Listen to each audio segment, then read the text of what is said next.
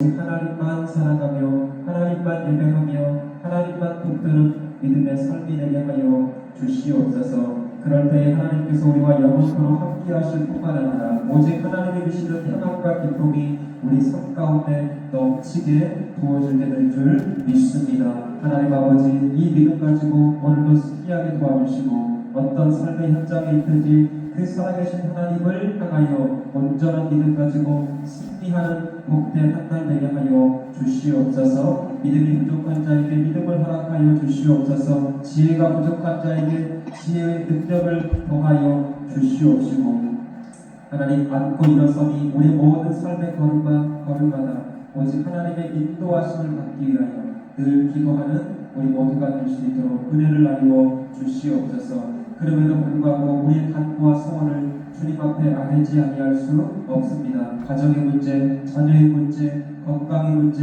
일터의 문제, 하나님 구원의 문제에 이르기까지 그 모든 것을 오직 하나님께서만 행하실 수 있사오니 이를 행하시는 여호와 또 그 일을 성취하시는 하나님께서 우리의 기도를 들으시고 반드시 선한 것으로 응답하여 주시옵소서. 오늘도 새벽을 깨워 이 제단을 사모하는 귀한 종들 한 사람도 거저왔다가 그냥 돌아가지 않도록 도와주시고 기도 가운데 임재하여 주시옵소서. 기도 가운데 말씀하여 주시옵소서. 기도 가운데 확신 갖게 하여 주시옵소서. 기도 가운데 하나님의 평안을 갖게 하여 주시옵소서. 우리 성도들 그렇게 하나님의 놀라운 하늘 복을 누리며 경험하는 복된 시간들 되게 하여 주시옵소서. 원근 각처에 흩어져 있는 사랑하는 성도들 오고 가는 소식에 늘 감사와 기쁨만 가득하게 도와주시고 특별히 병상 가운데 있는 사랑하는 성도들 주여 긍휼히 여겨 주시옵소서. 불쌍히 여겨 주시옵소서. 회복시켜 주시옵소서. 예수 그리스도의 피고는 손으로 만져주시사 고쳐 주시옵소서. 하나님 장래 가운데 있는 가정에도 하나님께서 위로하여 주시옵시고 하나님의 나라 그 천국의 복음이 그 장래를 통하여서 임하게 하여 주시옵소서. 허물 많은 종 예수 십자가의 보혈로 덮어주실 것을 믿사오며 예수님의 이름으로 기도하옵나이다. 아멘. 예루살렘이 열망하는 그런 천국에 왜 아나돗의 밭을 사라고 하셨는지 예레미야가 하나님 앞에 질문을 했습니다. 하나님의 대답은 내가 반드시 예루살렘을, 내가 반드시 이 땅을 회복할 것이다. 오히려 하나님의 구원의 약속을 말씀하고 있었다는 거예요. 여러분, 그러니까 하나님의 대답은 심판을 통해서 영원한 회복을 내가 반드시 이룰 것이다. 이것이 하나님께서 예레미야 선지자에게 주시고 있는 말씀이었습니다. 그러면 이런 생각이 들 수밖에 없을 것 같아요. 아니 어차피 회복하실 것이면 처음부터 심판하지 않으면 됐잖아요. 왜 심판도 하시고 왜 구원도 하시는 것일까? 사실 예레미야 선지자가 던지고 있던 질문도 이런 내용이었습니다. 그게 25절이었어요. 그러니까 15절 말씀이었어요. 아니 왜 회복하실 것이면 왜 처음부터 심판을 하지 않으시면 되지 않았을까? 그거에 27절에 우리가 어저께 배웠던 말씀에 이런 것이 있었죠. 나는 여호와여 모든 육체의 하나님이라. 그러니까 하나님은 그 어떤 제약이 없으신 분이다. 나는 여호와. 나는 하나님의 일을 중단하지 않는다. 나는 언제나 하나님이고 나는 이미 있었고 언제나 계시는 하나님이며 온 천하의 주인이시다. 그게 나는 여호와라 라고 하는 뜻을 가지고 있는 의미였다. 그리고 또 하나 나는 모든 육체의 하나님이다. 모든 인생의 주관자요 모든 인생을 통치하고 모든 인생을 다스리시는 분이 누구셔요? 하나님 아버지. 그러니까 심판하시는 분도 하나님이시고 그 심판 속에서 완전한 구원과 회복을 이루실 수 있는 분도 하나님이시라는 거예요. 그렇다고 생각하시면 여러분 유한한 우리 인간들이 무한한 그 크고 넓으신 그 깊으신 하나님의 뜻을 다 알 수가 있든가요? 없든가요? 없습니다. 그래서 성경에도 그런 말이 있죠. 인간의 지혜로움이 하나님의 어리석음만 못하다. 인간의 강함이 하나님의 약함보다 못하다. 여러분 믿으시죠? 그 어떤 인간의 지혜로움이 있다 할지라도 하나님보다 뛰어날 수 없습니다. 그렇다면 우리 인생들은 그 하나님 앞에 어떤 반응, 어떤 신앙의 모습을 보여야 하는가? 하나님의 말씀하신 대로만 순종하면 돼요. 말씀보다 앞서하지 않고 하나님의 뜻 앞에 겸손하게 반응하며 순복할 때 저는 확신합니다. 하나님께서 반드시 더 좋은 것으로, 더 반드시 선한 것으로 채워주시고 응답해 주실 줄 믿습니다. 그러니까 그 하나님의 뜻을 우리가 늘 인정하고 그 하나님의 뜻에 순복하기 위해서, 사실 저도 목사고 여러분들도 신앙생활을 평생을 해보셨는데 언제나 하나님의 뜻이 다 이해되는 것 아니잖아요. 왜 이런 고난을 주시는지, 왜 이런 어려움을 주시는지 사실 다 알 수가 없어요. 그래서 성도는 기도 없이는 살아갈 수가 없는 것입니다. 기도하지 않으면 뱀물도 몰라요. 기도하지 않으면 쥐물도 몰라요. 그래서 기도 없이는 살아갈 수 없습니다. 기도해도 늘 마음 가운데 염려와 불안, 기도해도 왜 나에게 이런 고난이 찾아왔는지 그 속에서 늘 씨름하는 인생이 우리인데 기도하지 않고 살아간다?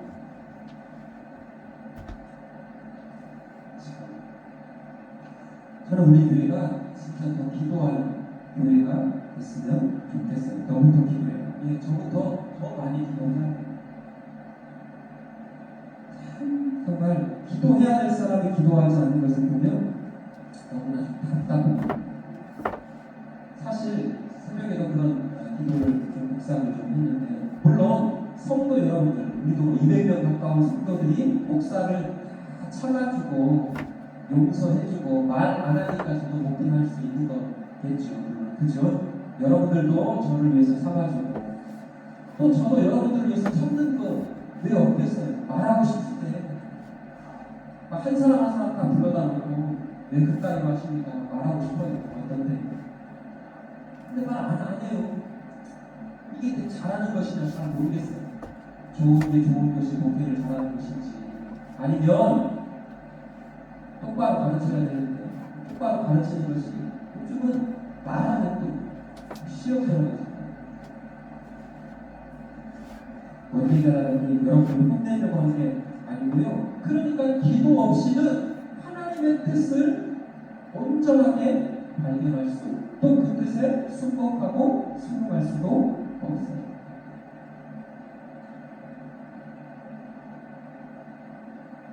그러니까 사랑하는 하나님의 일하심을 믿고 더 좋은 것으로 채워주시는 분이 하나님이시다. 이것을 적극적으로 믿고 신뢰하고 악망하는 삶이 우리의 신앙생활이 되어야 한다.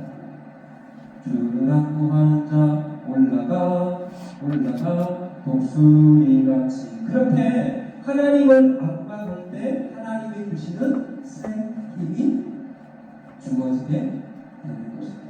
여러분 믿으시죠? 거기서 말하는 새 힘은 하나님이 주시는, 하나님이 공급하시는, 그래서 어떤 상황, 어떤 형편도 그것을 뛰어넘고 이겨낼 수 있는 힘을 새 힘이라고 말합니다. 자, 예레미야가 그 전망 속에서, 그러니까 단순히 고난이, 육체가 힘들어서 내가 감옥에 잡혀서 아이고 하나님 슬픕니다 그렇게 기도하는 것이 아니라, 아니 기왕 구원하시고 회복시킬 것이면 처음부터 멸망시키지 말지, 처음부터 보호해 주시면 좋았잖아요. 그런 어떤 신앙의 회의를 가지고 하나님 앞에 던졌던 질문, 그 질문 앞에 지금 어제 말씀부터 하나님이 계속 길게 그 구원의 은혜를 설명을 하시는데, 자 오늘 31절부터 40절까지 제가 쭉 읽어보아요. 여러분들 보세요. 그러나 이스라엘의 하나님 여호와께서 너희가 말하는가, 칼과 기근과 전염병으로 말미암아 바벨론 왕의 손에 넘김바 되었다가는 이 성에 대하여 이와 같이 말씀하시니라. 보라, 내가 노여움과 불안과 큰 분노로 그들을 쫓아보내었던 모든 지방에서 그들을 모아들여 이곳으로 돌아오게 하여 어떻게 살게 할 것이라고요? 안전하게 살 것이다. 여러분, 안전이 구원의 모자. 하나님께서 다시 예루살렘으로 돌아오게 하실 뿐만 아니라 이 예루살렘에서 어떻게 살게 한다고요? 안전히 살게 할 것이다. 사실 구원의 가시적인 이 구속사의 관점으로 누구를 예표하는 거예요? 진정한 평화 되시는 예수 그리스도. 그래서 여기서 안전이라고 하는 것은 평화를 말하는 거예요. 거기다 써놓으세요. 시편 127편 1절 2절 말씀.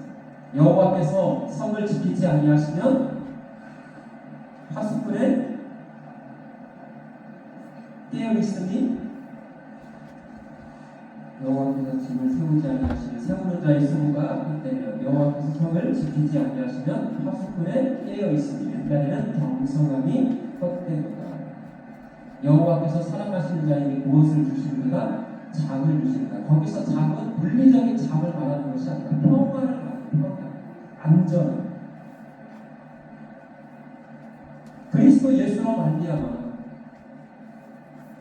하나님의 베풀어 주시는 진정한 안식과 평안과 샬롬이 임하게 된다. 그래서 예수 그리스도를 샬롬이라고 부르십니다. 더 이상 심판당하지 아니하는, 더 이상 정죄당하지 아니하는 영원한 평안, 영원한 안식. 자, 38절 보세요. 그들은 내 백성이 되겠고 나는 그들의 하나님이 될 것이다. 신의 산 언약의 완전한 회복을 말하는 것이에요. 29절, 39절. 내가 그들에게 한 마음과 한 길을 주어. 한 마음, 한 길. 무슨 마음일까요?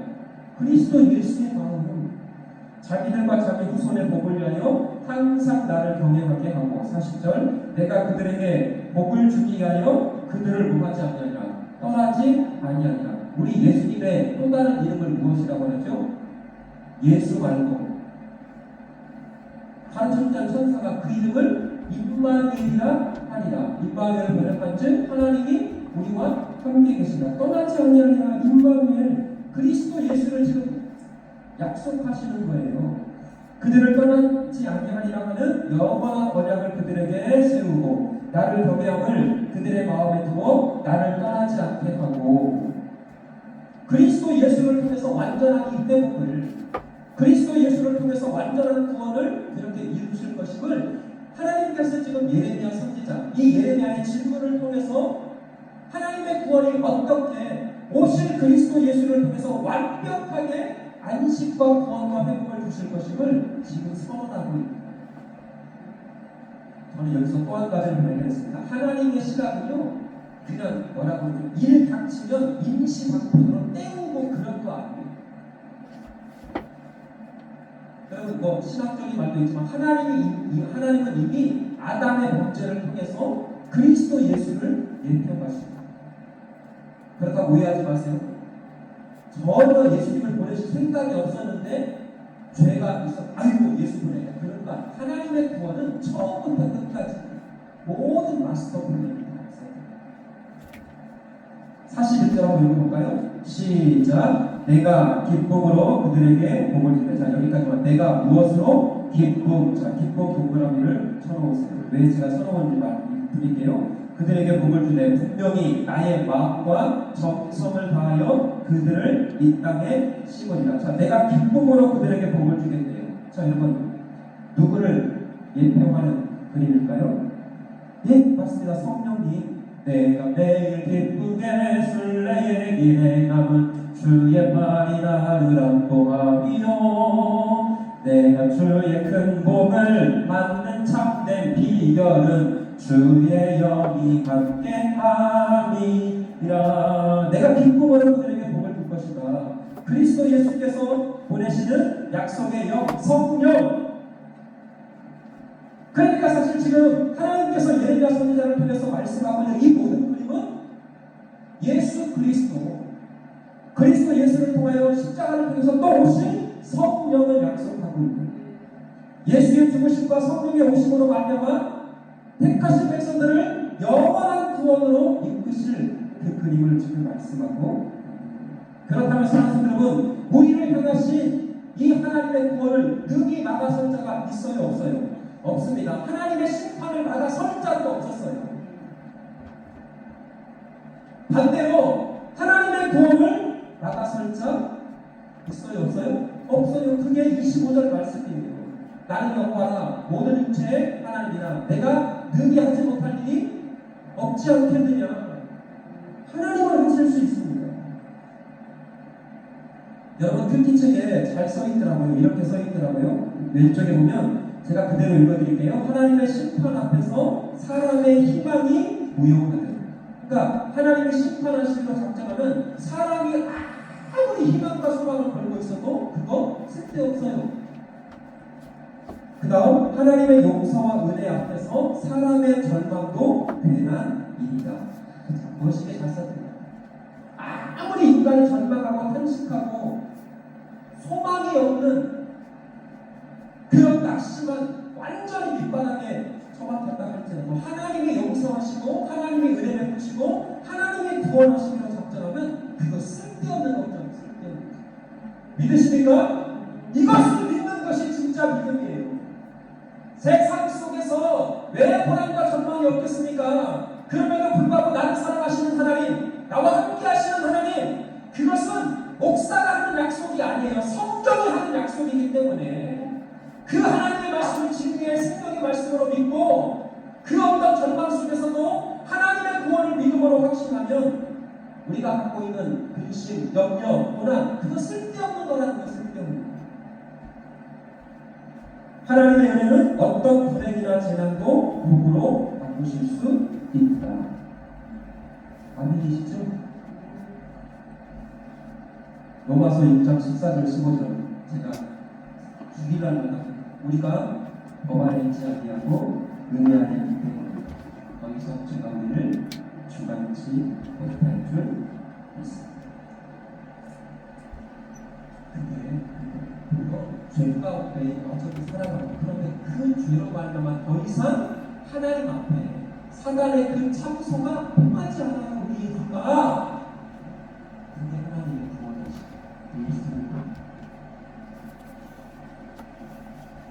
그러면서 여러분 어떤 순간에도 하늘을 바라볼 때 희망이 있고 그 어떤 전망 속에서도 하나님을 소망할 때 살아가게 될 줄 있습니다. 왜요? 하나님은 능치 못할 일이 없기 때문에. 그게 42절이에요. 정점을 딱 찍고 42절하고 읽어보겠습니다. 42절 시작. 여호와께서 이와 같이 말씀하십니다. 내가 이 백성에게 이 큰 재앙을 내린 것 같이 허락한 모든 복을 그들에게 내리리라. 아멘이시죠? 하나님께서 반드시 우리에게 약속하신 바를 이루시고 구원해 주실 줄 믿습니다. 그래서 44절에 이렇게 말씀하고 있어요. 44절에 보시면 주가 부분에 보시면 내게 있는 성경들을 밭을 다 사서 은으로 사고 증서를 기록하고 복인하고 또 증인을 세우리. 그러니까 사서 증서를 기록하고 복인하고 증인을 세우리. 그러니까 이 말은 이런 것입니다. 하나님께서 지금 당신의 이름을 걸고 반드시 회복할 것임을 구원할 것임을 약속하고 있는 말입니다. 만약에 이 약속이 안 지켜지면 하나님은 뭐가 되는 거예요? 거짓말쟁이. 하나님은 거짓말을 시건하시는 분이 아니잖아요. 반드시 지금 이 말씀이 우리가 들고 있는 성경이에요. 성경. 말씀 마칠게요. 브라질은 하나님보다 앞서려고 하면 하나님보다 먼저 가려고 하면 고난도 있고 기쁨도 없습니다. 그러나 비록 좁은 길이라 할지라도 하나님과 함께하는 길이라면 하나님과 동행하는 길이라면 그 길 끝에 기쁨이 있고 반드시 하나님의 영광이 주어지게 될 줄 믿습니다.